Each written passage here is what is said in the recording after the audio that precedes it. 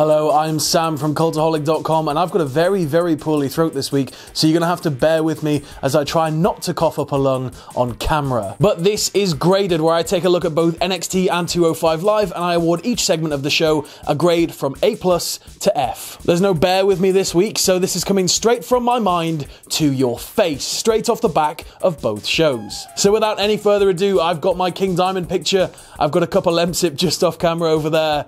Hit the intro.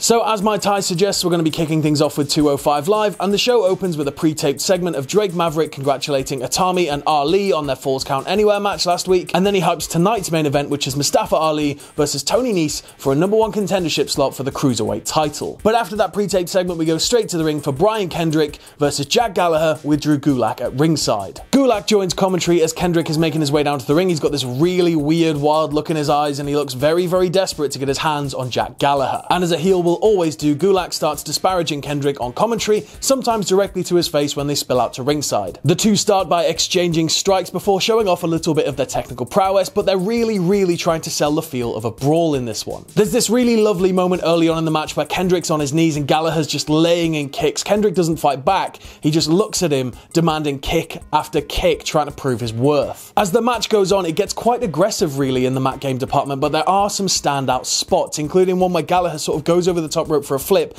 and manages to sort of roll himself round into a sleeper hold on Kendrick. As Kendrick fights back harder and harder, Gulak eventually tires, tries to interfere in the match. He gets, up from commentary, takes his headset off, starts storming over toward the apron, and then Akira Tozawa comes out of the crowd and just lays him out. This allows Kendrick to hit sliced bread for the 3 count before Gulak sort of scrapes up Gallagher, and all 4 men sort of stare off against each other before they part ways. I'm going to give this one a C. It told a nice little story in a nice little match, and it also probably just set up a tag match between all 4 men for a future week, so that should be pretty awesome. Next we go backstage to Cedric Alexander and Drake Maverick. Alexander is sort of annoyed at Maverick because tonight's main event is a #1 contendership match for the Cruiserweight title, and Cedric still obviously has his rematch clause. Maverick interjects in sort of a really nice way. He's not meaning to be a bit of a dick about it, but he just says like, look, you've been on a bit of a losing streak, 3 matches. I think you need to book that before we put you in for that rematch, because it's not going to be fair to you. It's not going to be fair to anybody else in the locker room. So you don't get the rematch when you want it. You get it when I decide you're ready for it. Next up, we go back to the ring for Gran Metalik versus local competitor. So our boy, the local competitor, he's already in the ring as Lucha House Party are making their entrance.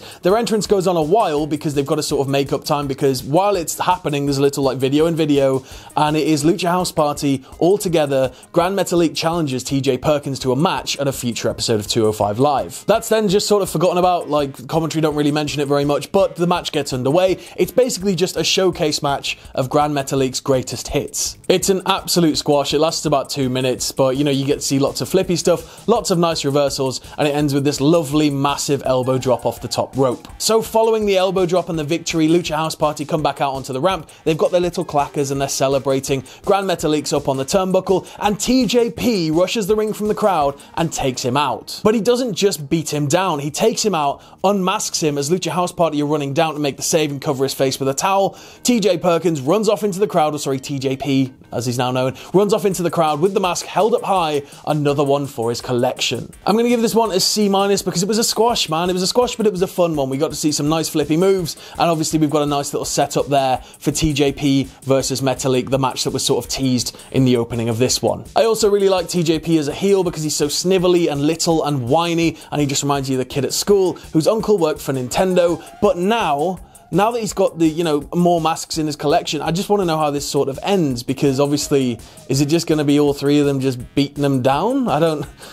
Is he going to get all 3 of their masks and they've got spare masks? Like, I don't know where it's going to go. We then go backstage for a little bit of a curious segment. We've got Buddy Murphy and Tony Nese walking along, very high spirits, very happy with each other, and Buddy Murphy just keeps saying to Tony Nese, it's going to be you. I want it to be you. They're then stopped by an interviewer, and Buddy Murphy just sort of grabs the mic and says, next week we're going to be in Manchester, England, and that means I want to see the best that NXT UK has to offer, and he challenges Mark Andrews to a match for the Cruiserweight title live on 205 Live next week. Tony Nese then walks away, and just before Buddy Murphy can, the interviewer says, well, what if Tony wins his match tonight to Buddy? Buddy just sort of turns to her, aggressively so, and just says, "None of your business." We then stay backstage and we go to an interview with Mike and Maria Kanellis. They sort of chase off the interviewer, start talking about how they're the best in 205 Live, and then curiously, TJP sort of comes backing up onto them as if he hasn't seen them. Really, it's all just sort of a ruse. He admits that he's there because he wants to talk to Mike Kanellis about taking out Lucha House Party, and they agree to sit down and talk about it. And then we go to ringside for our main event of the evening, Mustafa Ali versus Tony Nese in a #1 contendership match for the Cruiserweight title. Now, earlier in the night during the ad break, we saw a little 5-second clip of Ali getting his ribs taped up after his match last week, and Nese obviously straight away targets those ribs. The pace, like pretty much every Ali match, starts off with about a minute of sheer battle back and forth, and then it just goes mental. There's this one point pretty early on where Ali goes over the top rope into this sweet crossbody. Nese catches him, rolls backwards, and just starts slamming those exposed ribs just all over ringside. Nese just seems to be going for power play after power play, and Ali's getting a lot of inventive reversals going on in the process. But then eventually it's brought down to the mat. Nese applies the body scissors to those ribs, and whenever Ali tries to escape, he lifts the arm and he just starts punching the ribs. Ali then manages to turn the tide back in his favor a bit. He hits a sit-out powerbomb, he hits a sweet suicide dive, picks up a couple of near falls, and then Nese puts him over his knee and just jumps straight off the top turnbuckle and just plants him, just absolutely plants him. There's a little bit more back and forth, but eventually Ali's able to do a sweet sort of roll-through pin, pinning down Nese, picking up the 3. Ali's obviously in shock, laying exhausted in the corner of the ring. Nese can't believe it either. He's very angry. He turns around slowly as if he's going to go and attack Ali before Cedric Alexander's music hits. Cedric comes sprinting down, chases off Nese, goes to the aid of Ali, but it seems and feels as if he's about to turn. He slowly helps Ali to his feet before yanking his arm up over his shoulder, but he yanks it so fast, there's an audible gasp from the crowd who thought he was about to hit him with a move. Alexander then just holds Ali close to him as Buddy Murphy comes out, and we sort of end the show on a stare down between all 4 men. I'm going to have to give this one an A. Every single thing Nese does is so organic because he's so naturally athletic, and Ali is just delivering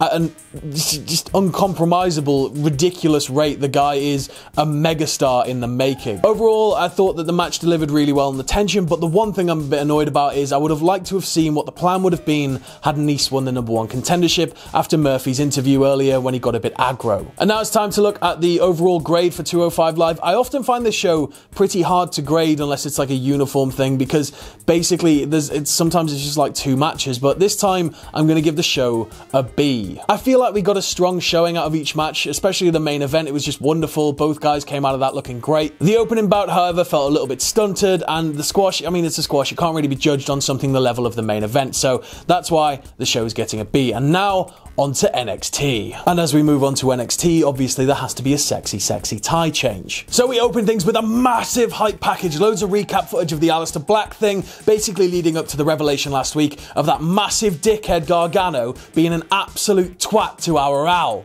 And then we go straight into Nikki Cross versus Mercedes Martinez. There's a lot of hype around Mercedes Martinez, especially after her Mae Young performance, and the crowd in Full Sail pop very hard for her. Martinez goes straight for the submission game, trying to lock up Nikki's legs. Nikki manages to get her way out of it and gets her by the arms. It's one thing you'll notice about this match, actually, if you go back and look at it. They use holds very well as sort of transitional breaths between larger maneuvers and strike exchanges. Nikki's nose then somehow gets busted, but she manages to hit this sort of picture-perfect top rope crossbody before she gets planted with a short spine buster. Martinez then starts on an absolute tear. She's like hulked up. She hits a trio of throws, including a backdrop driver and a release German, and then she tries for the fisherman buster, but Nikki sort of wheedles her way out of it. There's a little bit more of an exchange. Nikki hits the purge for the 3. There's a bit of a weird post-match period before what happens next, where Nikki's sort of stomping around the ring, getting in Martinez's face and saying, "This was fun." And then Candice LeRae comes out, cuts everybody off, gets in the ring. Candice gets in Nikki's face and tells her that she was meddling with people's lives by not coming out with the news about Johnny earlier. Nikki just sort of peels off and heads up the ramp. As she's about to go through the curtain to go backstage, she pauses, she steps back and starts laughing. It's Aleister Black. So there's this weird Mexican standoff. Everybody's sort of looking at each other. Black's looking at Nikki, and then he diverts his attention to Candice, and everybody goes mental. Black then gets into the ring, gets up in Candice's face, asks her where her husband is, if he's here tonight, all that sort of stuff. And then he gets right in her face after she gives him nothing, and he just says, "Your husband is gone." It was a solid match. I mean, I'd probably give the match itself a B+, with the promo taking it up to that big dirty A, so big dirty A. Next up, we have the Street Profits versus the Mighty, and this is a match for A plastic cup and some chains. Yeah. Realistically, this is again NXT using a very old wrestling trope and doing it, you know, quite simply and quite well. You know, the old trope of you took something that doesn't belong to you, I'm gonna get you and beat some sense into you, you some bitch. But it's a trope that's never not worked. I mean, it even worked when Boss Man stole Big Show's dad's corpse from his funeral. So the match starts with the Street Profits just taking it straight to the mighty Dawkins, just isolates Thorne, takes him out, and then Ford comes in, he gets some good showcase moments. The mighty then get a little bit of control, they sort of take Ford and keep him in their half of the ring and just sort of beat him around that area so he's nice and far away from Dawkins. Ford then manages to claw his way to Dawkins. Dawkins gets in on the hot tag, absolutely cleans house. Ford comes back in, Dawkins breaks up a pin attempt, and then Ford hits this massive frog splash for the win. I'm going to give this one a B-. It was a solid showing for both teams, but it just didn't really feel like anybody got anything out of it, if you know what I mean. But it was entertaining nonetheless. Hopefully, you know, it just means that we're going to see some more high-profile matchup for these teams moving forward. We then go backstage and Kathy is interviewing Regal. Regal sort of tells us about WarGames a little bit. He manages to tell us that it's going to be Ciampa versus Dream for the NXT World Championship. But then he's cut off by Aleister Black. And Aleister Black wants to know that one thing, and it's where's Johnny? Where's Johnny? Where's Johnny? Where's Johnny? Where's Johnny? Where's Johnny? Where's Johnny? Where's Johnny, mate?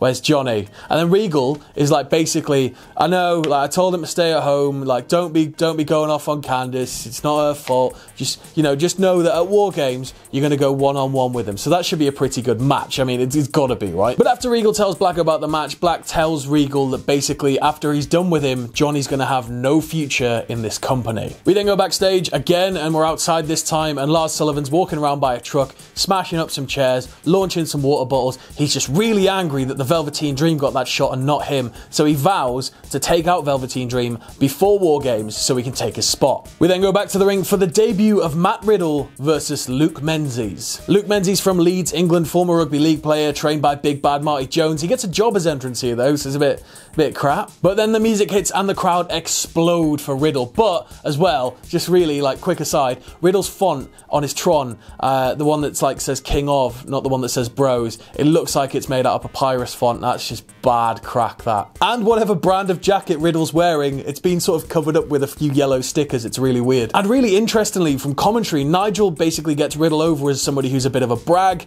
and has a massive problem with authority figures. Menzies is given a surprising amount of offense on Riddle, basically manages to nearly pin him when Riddle locked up his arm early on in the match, and then Riddle's giving a chance to basically showcase his world-class mat game, his world-class strikes, and his world-class arsenal, basically. However, whenever Riddle gets super aggressive, Menzies is able to sort of fend him off. It's a bit strange. Menzies manages to bring him in for like a fake handshake, gets a few sort of shocking reversals in on Riddle when, you know, we've been sort of promised Riddle's this massive god and we all know him from the indie scene as being this like ridiculous force to be reckoned with. It just felt a bit odd that he was getting sort of knocked about a bit. But eventually Riddle takes it to the mat, lays in the strikes, locks in the bro mission for the win, and that's that. Now unfortunately, I'm going to have to give this one a C. I don't know if it's just that I've seen Matt Riddle wrestle a lot on the indie scene, especially over in the UK, but it just felt a little bit odd with his WWE debut when he's sort of been heralded as this massive messiah and this ex-UFC fighter. Like, I thought they'd turn him into more of like NXT's version of a Brock Lesnar sort of figure, like somebody who really would come in the first few weeks and just wipe everybody out. And I did like the fact that, you know, Luke Menzies got some offense in on Matt Riddle, not just some offense, but he looked like a legitimate power threat, so that was pretty nice. Yeah, English, Leeds, yeah, rugby, yeah. Next we go to the ring for, and I'm sorry, I'm terrible with names, Lorcan and Burch versus Raul Mendoza and Humberto Carrillo. Carrillo. Burch and Lorcan are obviously still on their sort of road to redemption storyline where they want to prove their worth, but Carrillo and Mendoza are just like mental. They're so good. So good. They've got like a really signature lucha style, like big high flying moves, like fast flippy reversals. It's just really entertaining to watch. At one point there's even like picture perfect stereo suicide dives, and it, you know, they're just really, I think they've got legs. I think they're going to go somewhere. Basically the story of this match is just a lot of back and forth, like each team trying to isolate into their own corners, but but each team sort of also having these explosive moments of strikes and reversals. Carrillo attempts a moonsault, but he's cut off by Lorcan's knees. Mendoza then gets in the ring and gets some insane offense on the go, but Lorcan and Burch manage to take Carrillo out, throw him to the outside, and pin Mendoza for the win. I'm going to give this one a B because it means that Lorcan and Burch can obviously continue to like climb the ranks and prove their worth, but also Mendoza and Carrillo got a hell of a lot of entertaining offense in, and if they can keep this sort of match quality up, then I think they've got a really, really bright future ahead of them in NXT. And next we go to a backstage promo, and it's basically the Undisputed Era bragging about how they're going to win at WarGames, and then two hands come out of the curtains behind them, grab Adam Cole, and it's the War Raiders, and we go full 90s. The beatdown spills out onto the street. There's people there just trying to like enjoy coffees and stuff that are definitely not actors, guys, definitely not. And you know, people are getting thrown over cafe tables, people are using those like big like rugged chairs, people are like hitting each other with garbage cans, and then Ricochet enters the fray and does some massive flip, and it's like literally like something out of SmackDown 2 Know Your Role. Ricochet then goes straight for Cole as everything starts to slowly crawl back into the arena, and we realise this is our main event. Undisputed Era overcome War Raiders and Ricochet because they have a 4-3 advantage, and then just as everything's sort of looking really bleak, out comes Pete Dunne with a steel chair. He plants Adam Cole on the ramp, smashes his hand in, gets in the ring, starts to try and cause havoc, and then out comes William Regal to put a stop to all the fun, and Regal says, "Yous aren't doing this here, you're not doing it now, and if you want to do this and you're hell-bent on destroying each other, then you're going to be doing it inside WarGames." So that's our WarGames match setup. We have War Raiders, Ricochet, and Pete Dunne versus the Undisputed Era. This is going to be absolutely insane. I'm going to give this one a B+. It felt like, you know, like a simpler time back when, you know, a fight spilling out into the backstage area or like the hallways of the arena felt just more surprising and shocking and genuinely refreshing. And then you partner that with the whole, you know, coming back into the ring and Regal condemning all 8 men to WarGames and the addition of Dunne. It's just going to be mental. So in terms of this whole NXT, what am I going to give it? I'm going to give it a B+. It was a solid show with a mammoth ending to set up WarGames. Obviously Riddle debuted, which was huge. I'm still a little bit disappointed by that. I don't know if it's just me wanting, you know, to see Riddle absolutely squash a load of people on his debut and make this huge impact, but he just didn't have that sort of impact for me. The little bit of continuation with the Gargano Black storyline's also quite nice, and it throws Candice's sort of loyalties into question. We also saw some great tag team work, and of course, again, that lovely, lovely brawl. And that's it for Graded. I've been Sam from Cultaholic.com. You can follow me on Twitter here. You can follow all of us at Cultaholic. If you like what we do here at Cultaholic, you can check us out on Patreon. That's patreon.com/Cultaholic. And whatever you do, don't ever forget to hit subscribe and join us.